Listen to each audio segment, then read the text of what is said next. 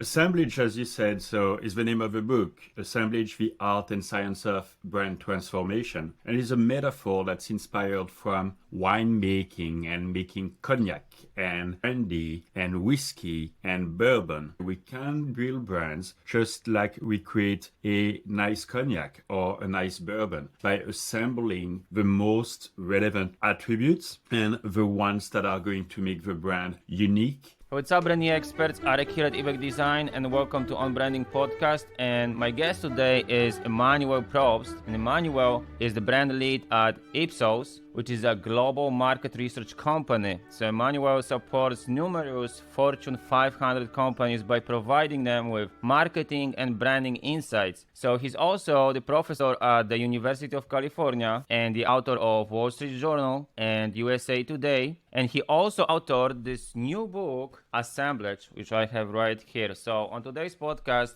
we're going to talk about this book. Thanks for joining us, Emmanuel. Thank you so much for having me. Thank you so much. First of all, maybe we should start with explaining to our audience what does it mean, because assemblage is a metaphor, right? So can you please explain to our audience what do you mean by assemblage? What does this metaphor mean, and what different types of attributes can we assemble? Assemblage, as you said, so is the name of the book. Assemblage, the art and science of brand transformation. And it is a metaphor that's inspired from winemaking and making cognac and brandy and whiskey and bourbon. And here's what I mean. When you make a whiskey, bourbon, or wine, the winemaker assembles, so picks and chooses from different aging processes, different barrels, and creates a product from up to 100, 150 different brandies, if you will. And that was what the metaphor is about. The metaphor is to say we can build brands just like we create a nice cognac or a nice bourbon by assembling the most relevant attributes and the ones that are going to make the brand unique and differentiate the brand, and also are going to help establish the brand in the long run, just like you do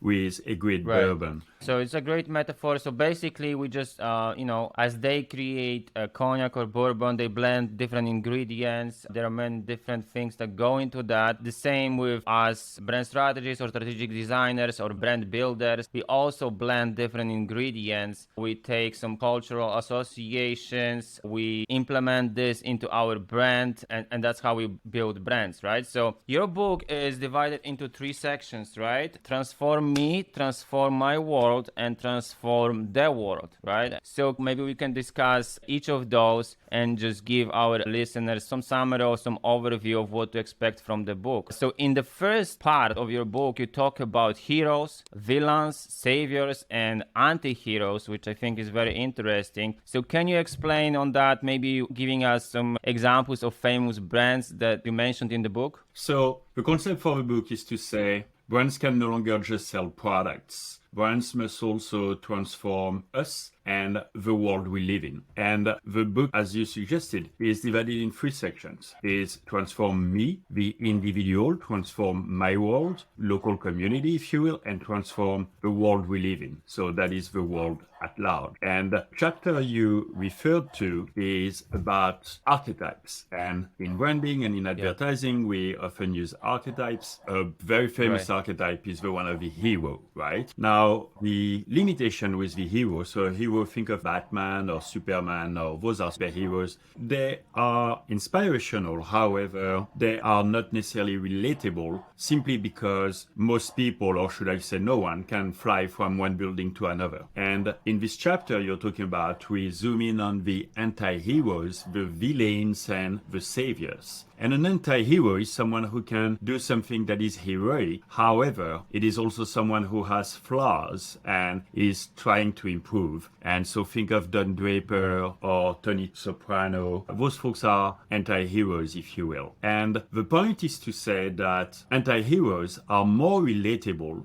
because just like us, they want to accomplish great things. However, they have flaws that they are trying to improve upon. And this chapter also looks at villains and saviors that in their own way are also relatable because they are not perfect and they're sympathetic in their own ways. When you watch a good movie, you often side with the villain. And saviors, examples of modern day saviors would include Jeff Bezos and Elon Musk because they're to save the world by taking us to another planet and maybe by addressing global warming. So the point of this chapter is to say that those archetypes are underutilized in advertising in marketing, yet often more powerful than the very traditional archetype of the hero. And as described in the title, and when we spoke about this metaphor, it's all a matter of assembling archetypes that make sense for your brand and transforming people. That is, take me from who I am, to who I want to become. Right. Okay. So it's all about transformation, right? And you talk about transformation a lot. So transforming my world as a consumer, as a user of the brand, and then transforming me first, then second, transforming my world, and then third section is transforming the world in general, right? We're talking about using archetypes. Right. So these are more general archetypes, right? Heroes, villains, saviors, and anti-heroes. And you mentioned that anti-heroes are underutilized in modern branding. We often see heroes, we may see villains and so on, but you argue that we should pay more attention to, for example, savior archetype or anti-hero archetype. And a great example of that would be Elon Musk with his efforts of addressing the global warming, saving our planet with his companies Tesla and so on. That's a great example.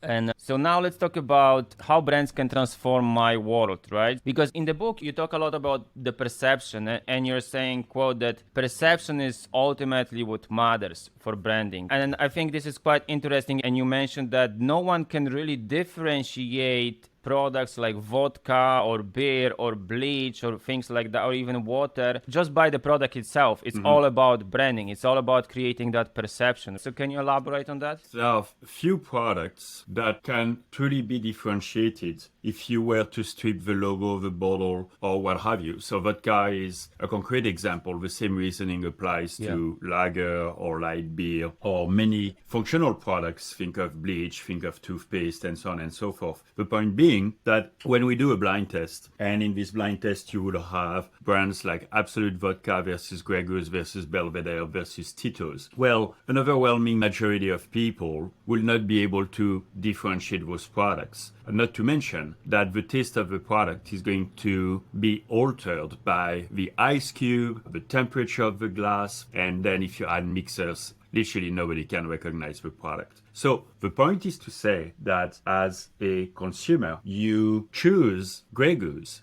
over Tito's or Absolute as an example for what it stands for and for how it makes you feel. And that's the point of this chapter that is called Perception is the Truth, is to say we construct our own truths based on our perception of the world and based on our perception of a product and based on the information we are exposed to, and in a way based on what we want the truth to be. And in marketing, it's so important to remember and consider that what matters is how people perceive the brand, not so much what the product really is. And that's our work, and that's the art of building brands, is to create those perceptions for a given product. And obviously, assemblage this book shows you how to do that. That makes sense. And also some of my key takeaways here for our listeners. Some of my key takeaways are that consumers are sick of modern marketing and advertising because we spend so much money on marketing and convincing people to buy our products or services. But you argue that in order to succeed, brands must transform. So this is what you're talking in the book about. Transform us, transform the world and the world we live in, right? It's more about transformation, about that journey. And also a key thing for our listeners to keep in mind is that you need to position the customer as the hero, not yourself, right? So the brand is there to help the hero succeed, but your customer is the hero. So it's all about that transformation and guiding them on that journey. You also talk about the new era of brand relevance. Can you explain on that a little bit? I think that's quite interesting. Yeah, absolutely. That's the third section of the book. And we look at how can brands help transform the world we live in. Another arching concept of this book is brands can do the right thing and marketers can do the right thing. That's to say brands can make a positive contribution to the world we live in. And this chapter you're referring to, the new era of brand relevance, is to say, well, when choosing a product, we do not think of brands and categories in isolation. So we make our choice in light of the occasion and the particular need that we associate with the occasion. So let me explain. Sure. We'll just go back to our vodka example. Oh, and by the way, maybe we should inform our listeners that we encourage them to drink responsibly.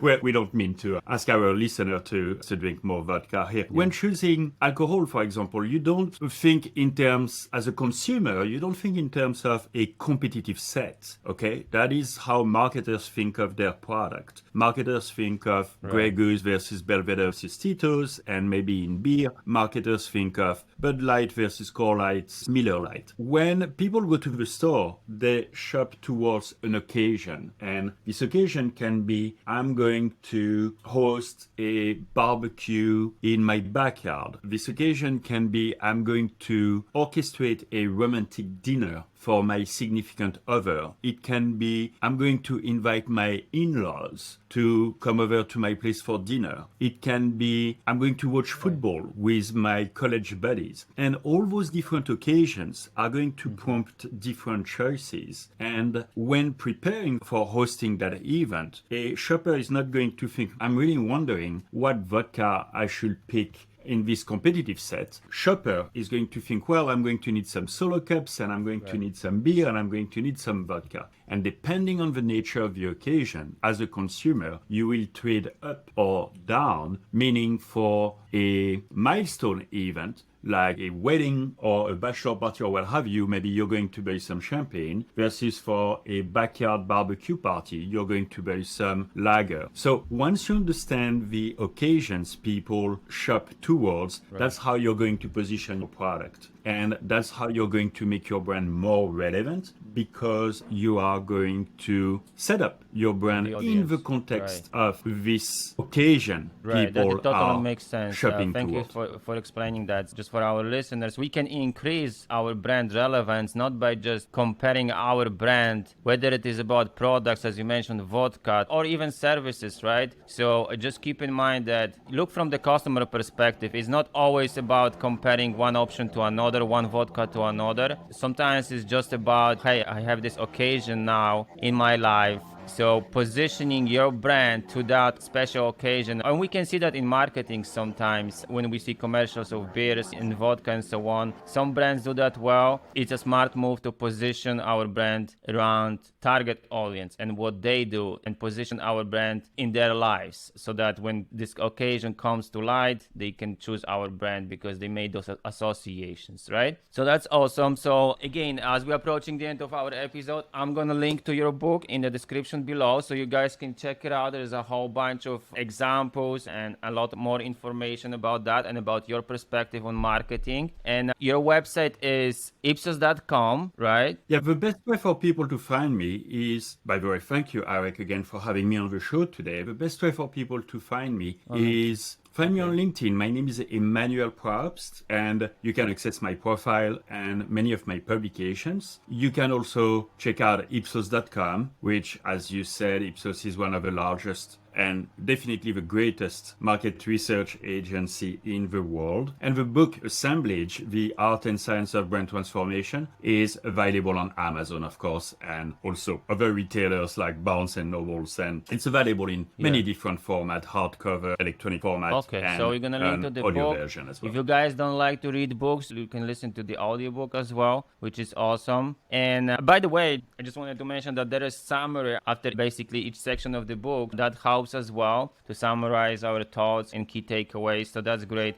We're gonna link to your LinkedIn. You're active on LinkedIn, so that's how you can connect with Emmanuel. So again, thank you so much for coming on the show. I appreciate that. Thank you so much, Arek, and thank you to our listeners.